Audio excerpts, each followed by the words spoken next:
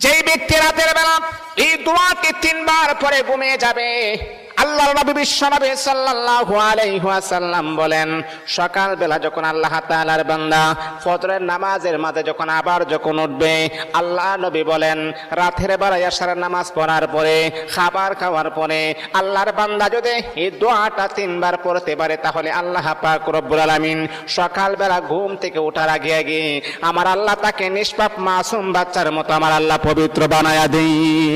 দোয়াটা সবাই আমরা জানি, আমরা সবাই কিন্তু দোয়াটা জানি, কিন্তু আমরা আমল করি না। দোয়াটা হলো আস্তাগফিরুল্লাহাল্লাযী লা ইলাহা ইল্লা হুয়াল হাইয়ুল কাইয়্যুম ওয়া আতুবু ইলাইহি লা হাওলা ওয়ালা কুওয়াতা ইল্লা বিল্লাহিল আলিয়্যিল আযীম। 3 বার যদি আপনি পড়তে পারি, ইনশাআল্লাহ আল্লাহ পাক রব্বুল আলামিন আমার আপনার জীবনের সমস্ত গুনাহগুলোকে আমার আল্লাহ ক্ষমা করে দিবে।